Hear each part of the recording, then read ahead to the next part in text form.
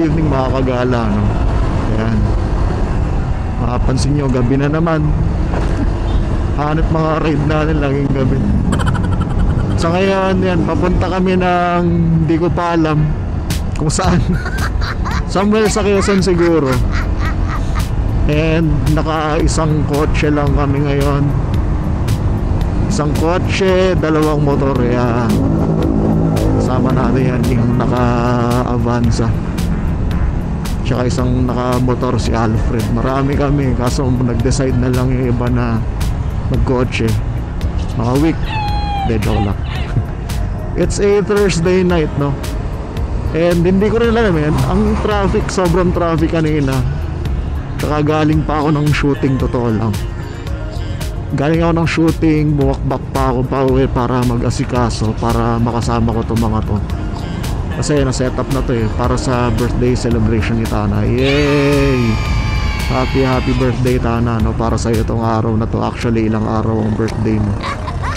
Feeling ko lang na safe tayo, safe rides para sa atin. Nahuli ba kayo?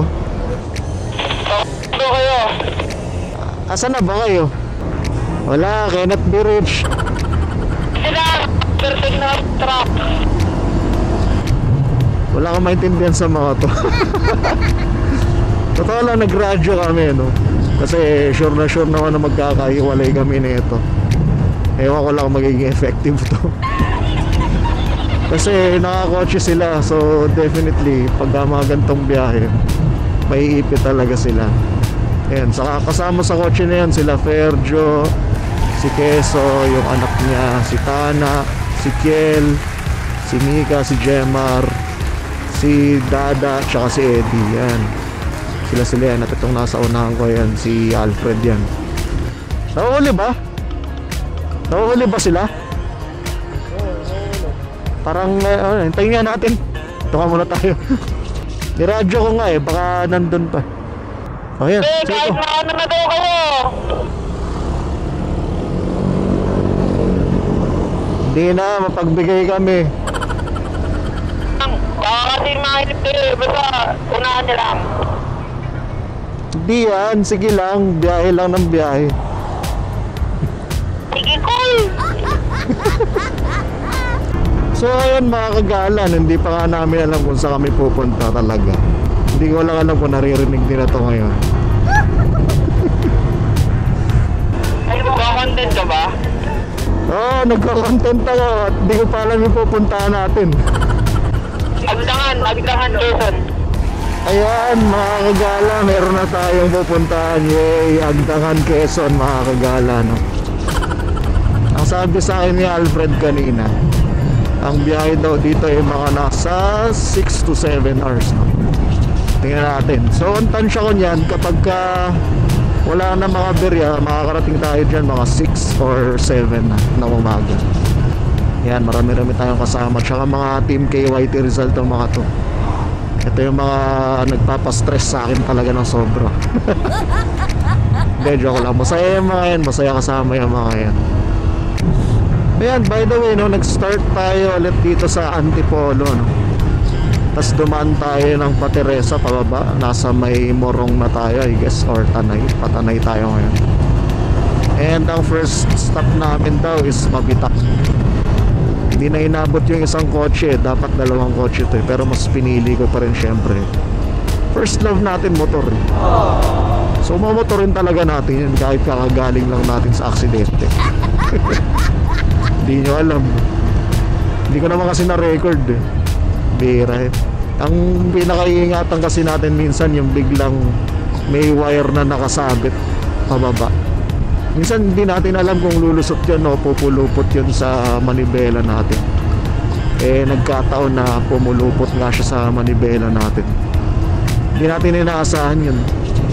Sa may Pasay yun eh. Papunta kami ng MOA nun para mag-shoot ng MOA Globe para sa H&M. And dun ako nadali. So kailangan doble ingat pa rin, lalo na pagkagabi. Tapos may mga nakalitaw na wire. Hindi natin alam yun kasi invisible yun paggabi. Simula tuloy nun, nadalaan na ako pag may mga overpass. Pero yun, hindi tayo madadala magmotor. First love natin yun. So yun nga, no, ito first stopover namin dito sa may Mabitap. And ayan, ito yung straightan dito eh. Ayan. Ano ba laman yung goto na yan? Nakakain. Naman doon. Pero mataba na. Batangas. Pero wala eh, busog kasi ako. Si Alfred, kaya mo kumain? Kakain na ako. Si Alfred, mga kaibigan. Ang dakila lang. Si Ed yan, dakilang tahimik kaya. Hindi pa kasi lasing yun. Pag lasing na yan, maano yan. Tahimik lang yan, pero pag lasing yan, maingay na yan. Yan si Dada. Dada, usap tayo. Featuring Dada 117. Yan. Sarap ng kain nila, ayaw ko kumain. So ayan, after nila kumain, the journey continues na. Medyo umaambon kasi, kaya medyo minadali nilang kumain. Well, sila kumain, ako hindi. Parang busog pa kasi ako. Ayan, nandito na tayo sa may Red Horse. Yan, extra strong, yeah. Pag di nyo pa ako binigyan ng beer niyan, ako joke lang. Ang hirap na ito, no? Kasi wipe ako ng daliri ko. Wipe ako ng daliri ko ng ulan. Umaambon talaga ngayon. Medyo lumalakas pa siya.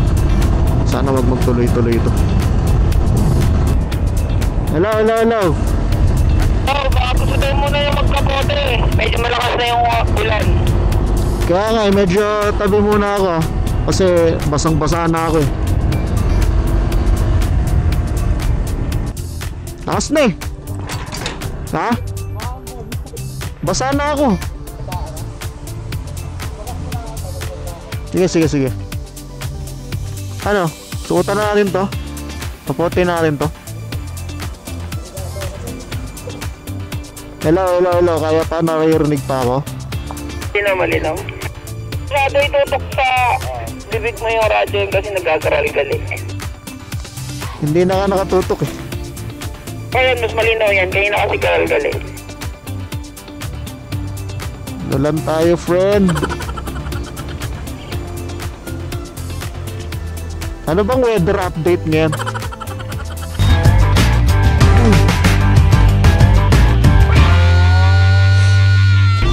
Yan, tuloy, syempre, tuloy na no. Baka hindi rin nila masyadong marinig pag nag-radyo ako, pero kapag mga gantong kondisyon talaga at night ride tas medyo umuulan, nahihirapan ako makakita. Kasi yung lens ko, yung ulan namumuo sa lens ko yan, kaya hawi ako ng hawi. Ginagawa ko hyper yung daliri ko. Tuloy pa rin tayo, no? Ayun, nandito kami sa may Kabinti. Kinauna kami nila Ferjo, kaming dalawang nakamotor. Hindi ko alam, siguro kasi medyo delikado rin itong daan natin. Yan, nabawas na, hindi naman na umuulan ngayon, kaso ayun, may moist pa rin. Tsaka basa yung daan eh. Ito lang, kada dumadaan ako dito sa lugar na to, yan, binabasa niya, tapos medyo madulas tong part na to, nakakainis. Ayan, makakagala, no? So parang nangyari, ako yung naging spirit. Ito pa na yung pinaka-hit ko na trabaho kapag nagra-ride. Spirit, wala, ni Alfred alam kung saan yung daan eh. Kaya pala medyo nag-aalangan siya. Balot break. Nagbalot break, ang mawala lang yan si Alfred.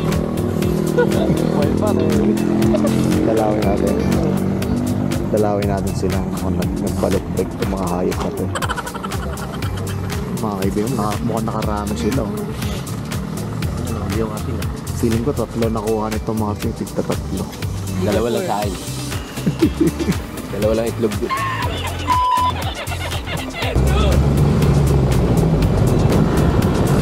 Good morning.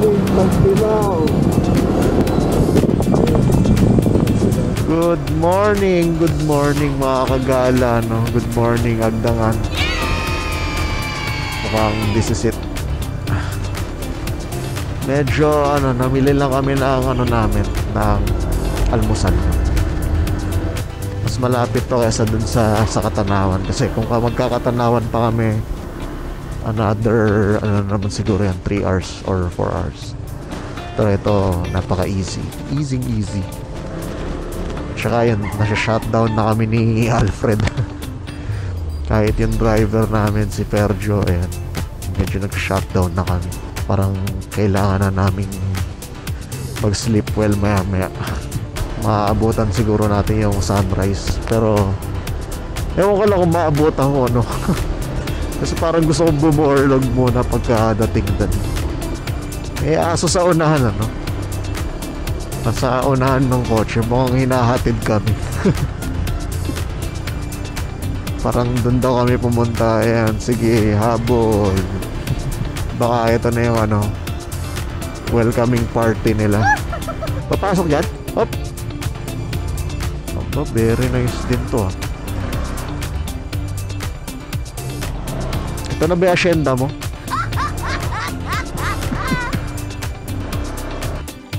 Ayan na yung beach, mga kagala. Nasa harapan na natin. Ito na yun. Parang sarap na matulog. Tulog muna tayo. Naantok talaga ako eh. Kaya nandito na tayo, guys.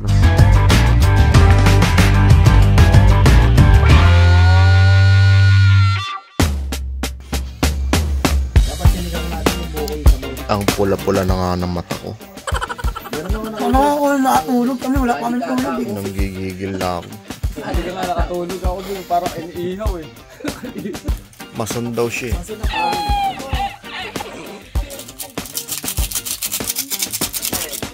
Masong ka, si Samson ako.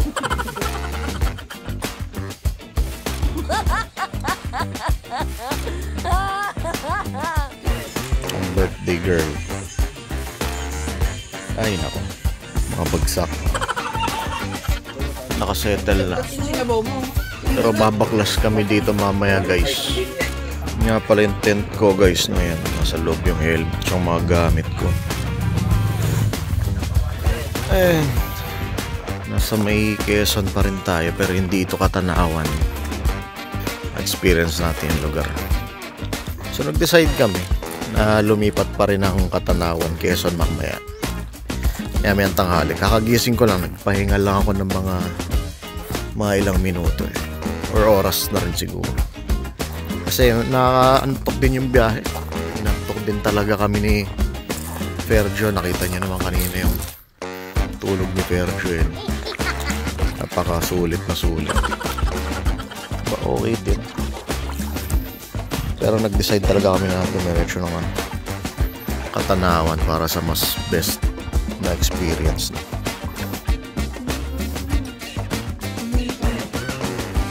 Tataba ako na nga. Pagupit pa kasi ako. Taba ako. Bagay naman. Kung alam mo wala nang bibigay ako. May mga si Chubbs. Naging baby face ako pag Bakit naman? bigot. Oo, hindi ako tatagal na ito. Mukha akong betlog eh. Alam mo yung betlog na bagong ahit? Ano yun eh? Mga tulog pa ba yan? Aalis na tayo. Ano tayo nag-aawang nito? Ha? Ano tayo pag ganun? Pag ganun tayo. Palahin. Katanawan tayo. Pauwi na Diretso ako. tayo. Pauwi na ako. Kapin. Puro lalaki kayo dito, tapos ganyan yung kanta.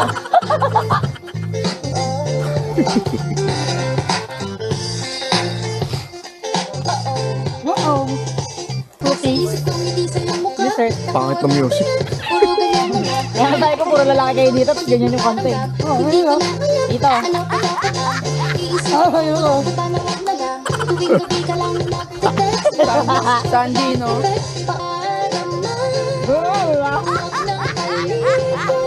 Pangit ng music pero sumasayo. Wala nang sinisindi eh.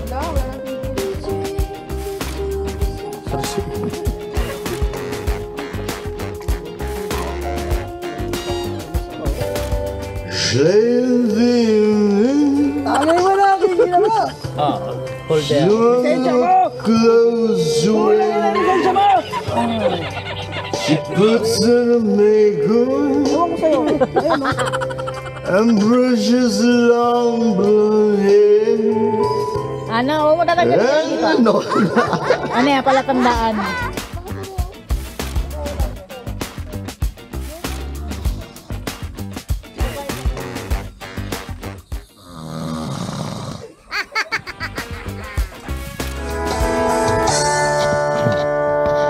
Bakit pa?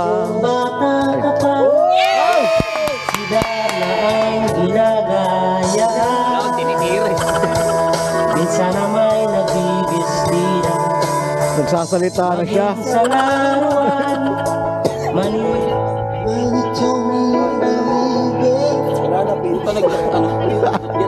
Ang dami mo excuses.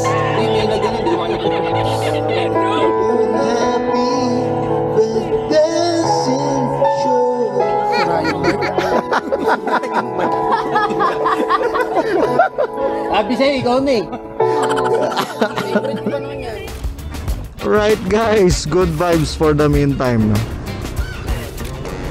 From Agdangan, Quezon, papunta naman tayo ng Patanawan para ma-pursue yung dream namin na pa-birthday talaga para kay Tana. Kay Tana Bells, sa ating miyembro sa kay White Rizal, no? Kaya pa-travel tayo ngayon pa Katanawan. 1 hour and 18 minutes. Pero pagkatapos namin maubos yung isang bote ng gin na ewan ko 1 litro ba yun o ano, mukhang ewan ko kung ilang oras namin o minuto namin kukunin tong Pakatanawan. Let's go! Kung maalala nyo guys, itong nagkatanawan ako, ito yung naligaw ako. Nahiwalay ako sa grupo nung nag San Francisco, kasama naman yung Taytay Riders. Ngayon iba naman ang kasama natin. May ilang araw pa tayo, may 2 days pa tayo guys, may another day pa tayo para mag-celebrate. Let's go. Wala tayo sa Katanawan, 5 Beach Resort.